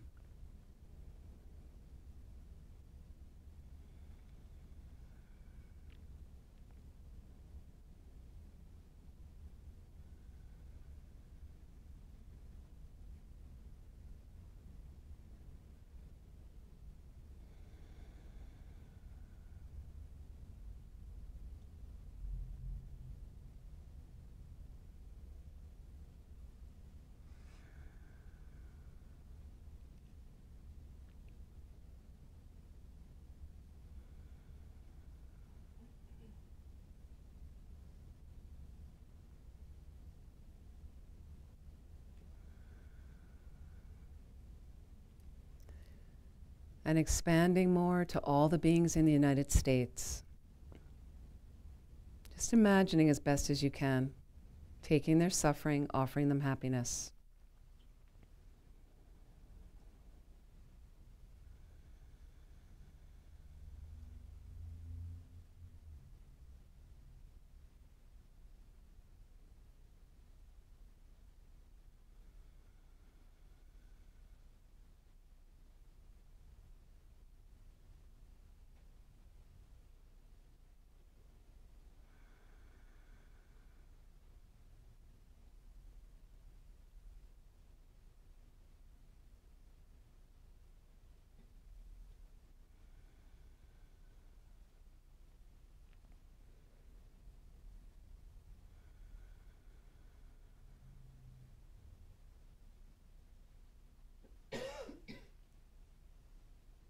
And now imagining all the beings in the Northern Hemisphere as well.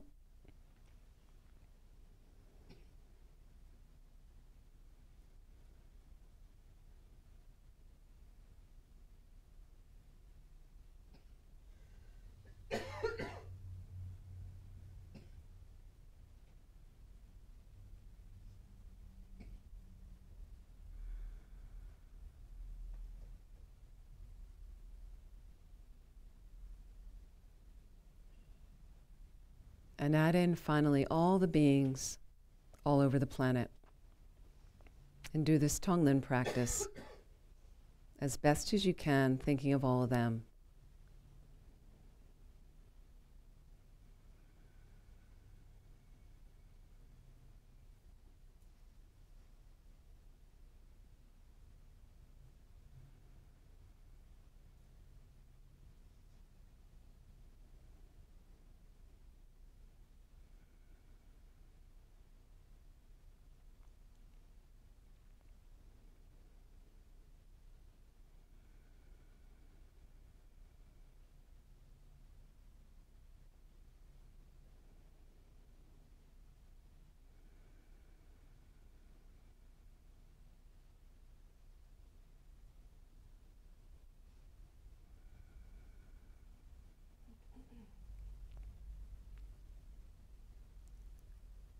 So even though we know that there are still beings suffering on the planet,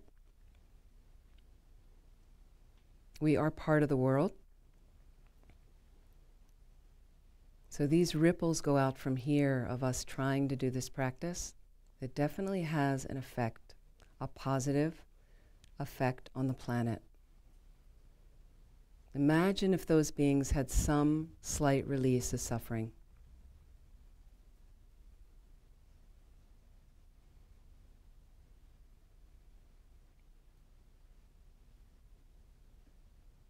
So when you read a very bad news story, something very traumatic, some people feel paralyzed and kind of stuck and numb in that situation.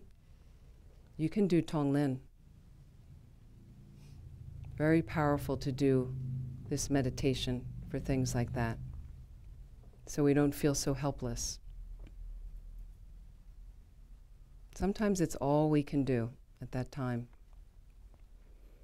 And slowly imagine all these beings we were trying to visualize, all dissolving back into the space from where they came, lighter, some semblance of happier, leaving you here, you in the room with the front visualization of yourself facing you.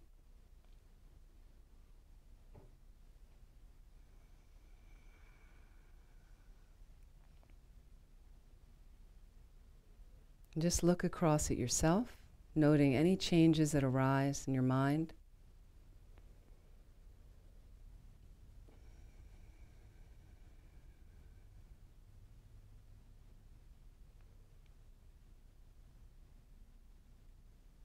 And slowly allow that front visualization to dissolve from the edges into the center of the visualization, into a radiant drop of light. And imagine that drop coming to your crown, melting into you. This is you of your happier nature, freer of suffering, dissolving into you.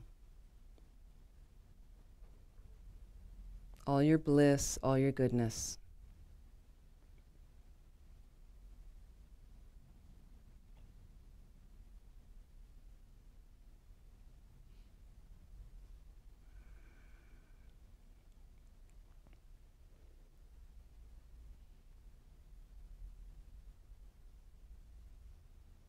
Please relax, and when you're ready, slowly open your eyes.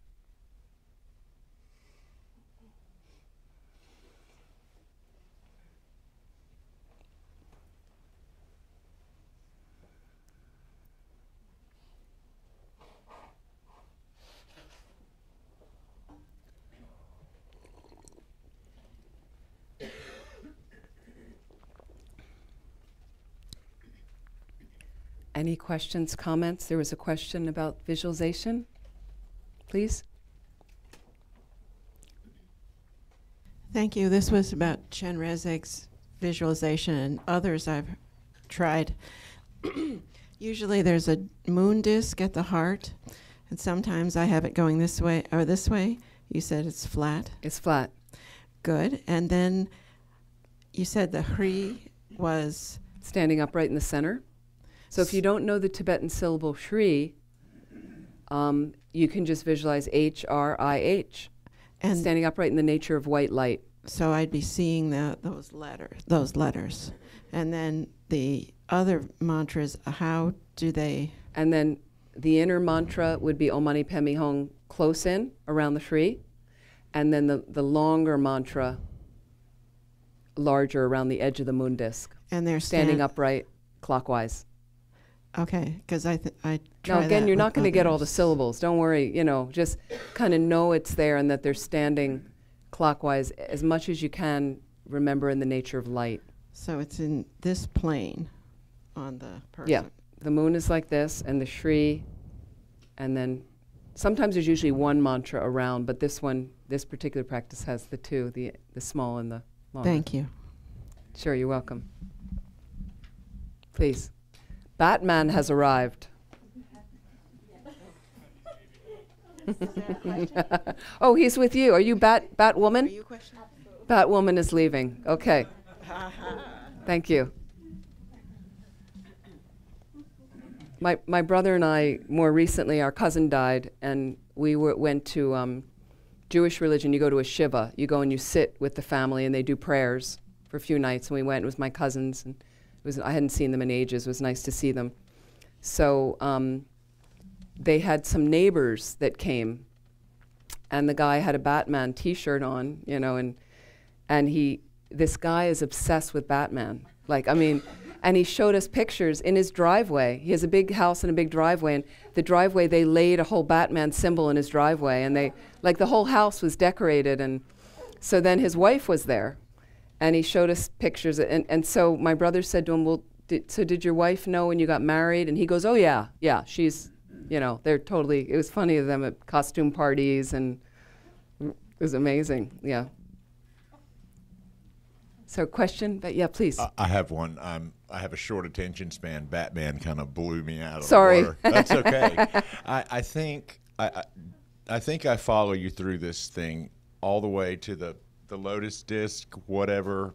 I have a picture of that in my head. I have Shri, I have a small mantra, and I have a larger mantra, and this drop of light, it's still kind of floating around in my, I'm not exactly sure. At the end of this meditation, it seems that I ended up with a drop of pure light.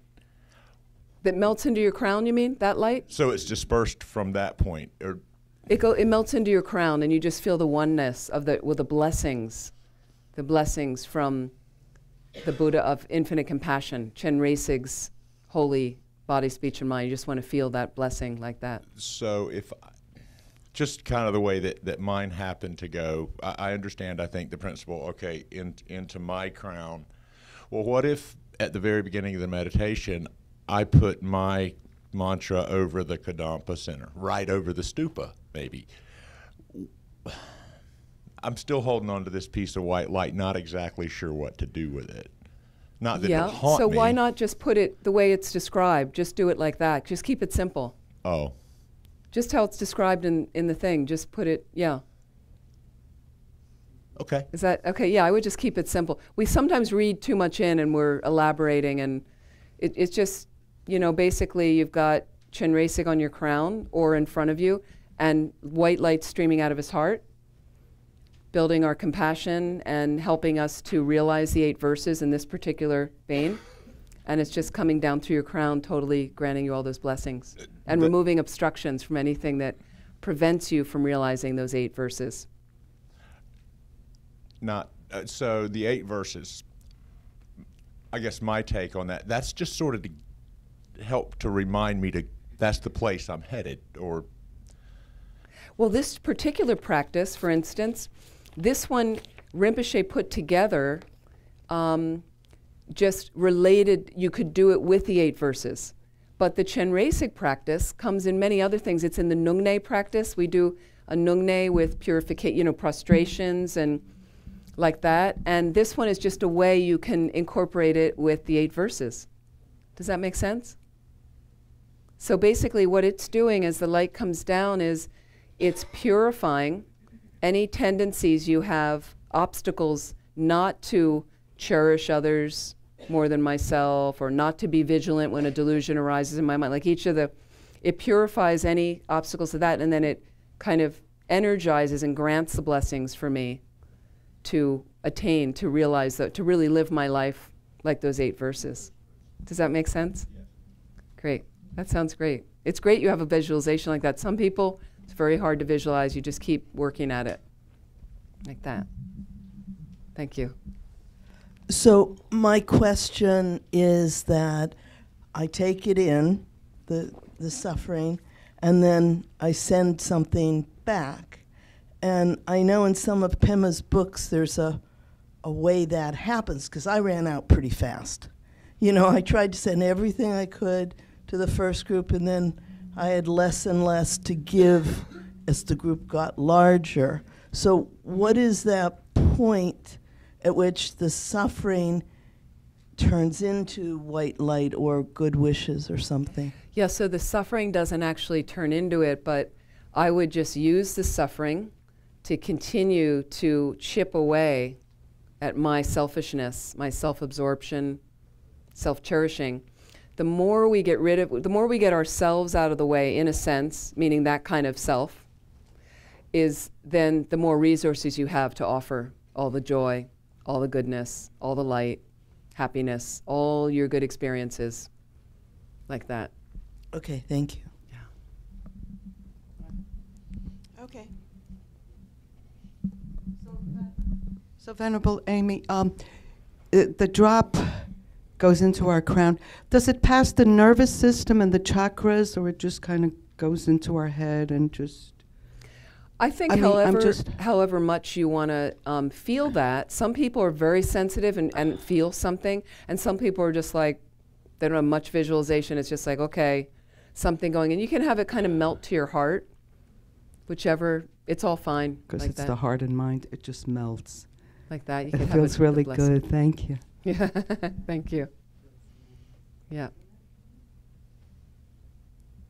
It's slightly different with tantric practice. So when it does say here, and please do pay attention to this, in the absorption, and it says specifically for those who have not received the great empowerment into the Chenrezig mandala, then this is the visualization you do. The bottom it says for those who have received. So do take it seriously. If you've not received the proper initiation, don't do that visualization. It obstructs your path a little bit. You don't want to get ahead of yourself. So once you've been empowered or initiated, you're granted permission to visualize a different way, like that. But best not to do it until you've had the proper guide and the proper initiation. Anything else? Yes, please. Thank you. So I understand when we're like visualizing about, taking other people's suffering or offering happiness and all that stuff, it does offer a purpose to like open our heart, but does in a way affect the other person's karma? Or are there karma points still theirs? Like, I don't know. Yeah, we can't really deal with others' karma. It's just our own. We can't purify someone else's karma. We don't take on their karma. Okay. Like that. You're not going to experience the result of somebody else's imprints and things like that. So by doing the prayers, it's just purely for us, like for our own mind. It is for us, but I think it has a reverberation effect out. Okay. So I noticed that now highly realized being could somewhat, they can't, I mean, if Buddhists could, affect our karma, they would enlighten us. Boom. So that's why it's like we're stuck with our own stuff. But I think there's effects that can go out based on your propensities. For instance, so my great aunt was dying in a hospital in California when I lived out there, and I would visit her a lot. And I went to the hospital near the end, and her sons were arguing in the room, her grown sons, and then her breathing would become very labored. She could hear, I think. She was in a coma, but clearly you could see there was some connection. So then I asked them very nicely, I kind of gestured to her and said, oh, I wonder if you guys, you want to talk in the hallway. And they totally got it. They're like, oh yeah, sorry. She went out, and then she calmed down. And then I was doing tonglen, and I would notice at times when her breathing became kind of raspier, and I would just sit next to the bed and do tonglen, and somehow she seemed more peaceful. Now, I don't know. I don't know her mind. I didn't know internally, but it must have some effect on the, I'm part of the world, and I'm sending out this energy, this nice energy, so it must have some effect like that, but not really to dismantle her karmic seeds like that. Thank you. But it's a nice thing to have an imprint for your mind like that. Quick question. How do you receive the great empowerment into Chenrezig mandala? So what you could do is get in touch, and this center is great, you have a center. What would who do they invite? Do they have qualified teachers that they come? You need somebody qualified at that level who can give empowerment. And then you can also look on the internet around your area, who comes and what about this teacher? Are they in your lineage? Are they qualified? Do you feel a connection to the teacher? I wouldn't just run into some initiation because you want it, because there's people out there that aren't qualified, and it's good to check them out first and make sure there's an authentic lineage that you're getting. That it's not just somebody pops up and I think I'll give an initiation and I'm great. And there are people like that that are not really qualified teachers, not authentic. So it does take a little checking, and then you can also ask a center, I'd really like this initiation because I want to do this retreat. The reason we take an initiation is to form a closer connection to that aspect of the enlightened mind. So if I really want to, grow some wisdom in me, I might look for a Manjushri blessing or initiation and then do practice for wisdom. If I want more compassion, I might try to do a Nungne or to do some Chenrezig practice like that, or the 8 verses or something like that. So when you get an empowerment and you get the lung, meaning the oral transmission of the mantra, it's all more powerful for you. But you have to find a qualified teacher that can give those like that. So you can ask a center, I really, is anybody going to come through? Can we request them to give this initiation? Sometimes you can do like that. Yeah. I don't know if Geshe gives some things, usually not. I know, yeah, he doesn't give as much. Some of the Geshes, they're very humble like that, and they don't feel like they have realizations and things like that. But you can ask if somebody else comes. You could look at some of our centers on the East Coast, which aren't so far, see who's coming and what are they giving, and maybe you can get yourself there for a holiday or something like that. Question, if you receive an initiation, are there commitments that go with it? There can be. Yeah, so I always check first with the center if they're giving some big program. What are the prerequisites? Because sometimes prerequisites will be you have to have taken refuge. Like you have to kind of acknowledge you're a Buddhist, some of them say. Sometimes the refuge is given in the initiation, that's fine. You have to have intent, and then I always ask what are the commitments, and they might not know the commitments right away, but they might say you have to do this practice every day for the rest of your life with 1 mala of a recitation of that, or you have to do a retreat within 3 years, or you have to do this practice. So it's good to get clear before you jump that you're willing, you're clear about what you're taking on. It's serious about the commitments. If you break them, you're creating obstacles from meeting a qualified teacher in the future. You're creating obstacles in your path, and you shorten the life of the teacher giving you the initiation, apparently. Can be like that. So, it's time. It's time, thank you. We're out of time. So sometimes it's good to leave something undone. So I'll have to come back and finish, but there are some really neat things in here about, don't hit at people. Don't go for people's jugular. If you know somebody's weak spot, why are you preying on that? Why are you bringing that up to them? These are like practical, there's a lot of practical sense things. Don't lie in ambush is on the back. Don't lie in ambush. Don't wait and then jump on somebody because you know they're going to mess up. Why would we do that? Again, mind training. We don't need to do it. Don't strike a vulnerable point because you know that's the person's weak thing. Why? Why are you bringing that up? Abandon expectations of results. We have all these expectations, what it's going to be like when I enter a Kadampa center, what this weekend's going to be. Some people thought they were going to be fixed after this weekend. Well, I'm sorry.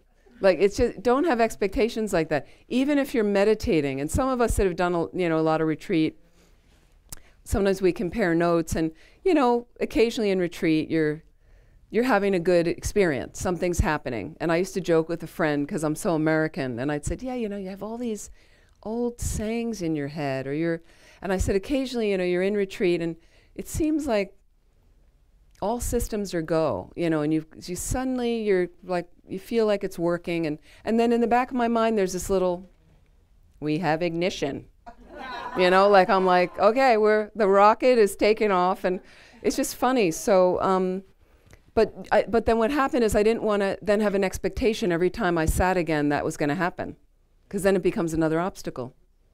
So there's really practical things like that. So I'm sorry I didn't get to the rest of the things, but I felt like it was important to talk about emptiness and to do some of the practices. So I'd like to dedicate, in conclusion, and thank you so much for coming and your great attention and your great work.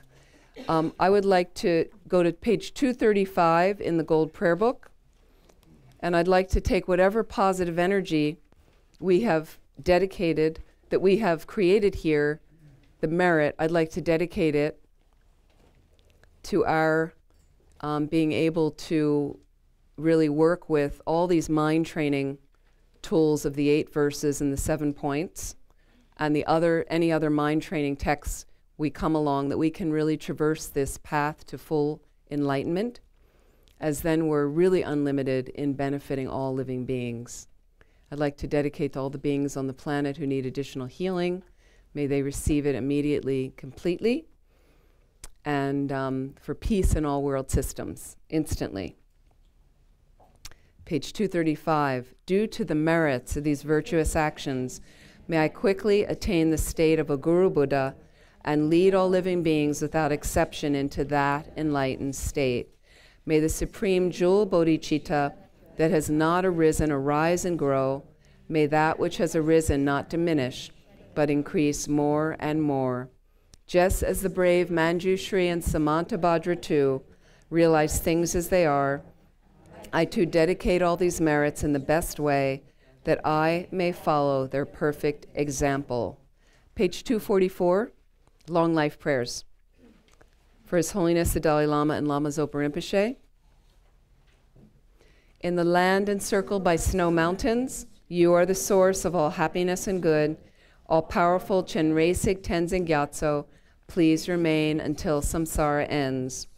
You who uphold the subduer's moral way, who serve as the bountiful bearer of all, in preserving and spreading Manjunath's victorious doctrine, who masterfully accomplish magnificent prayers honoring the 3 jewels, Savior of myself and others, your disciples, please, please live long. Thank you very much. If you're interested, again, I ran out of cards, but if you want to take a photo of this, the front and the back, feel free. And I am leading a retreat for a week in California at Vajrapani, the end of March. If you're interested in something and deepening a little bit of your Lamrim experience and the nature of mind, we're going to be doing more meditation and talking lectures like that for a week. It's a beautiful center if you haven't been out there.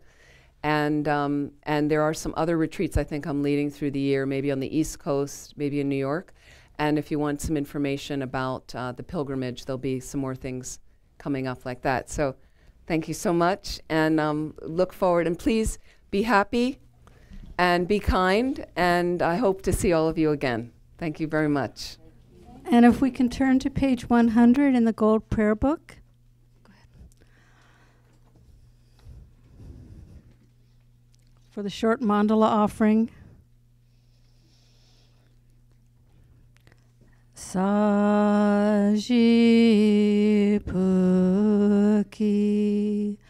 Juxing Metok Tramri Rablingji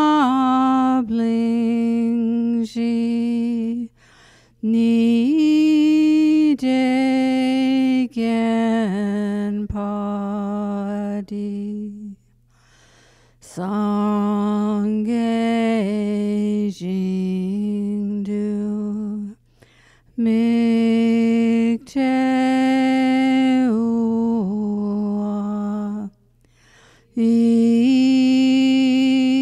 Idro Kunam Dak Jing La Chupar Shog Jetsun Lame Kute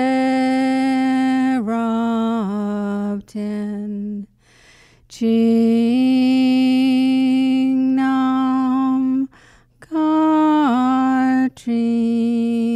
Le Jog Chur Ge Padang Lo Zong Ten Pe Drun me sa sum gi dro we mun sel talk to ne gyur chig idam guru ratna mandala kam niryatayami.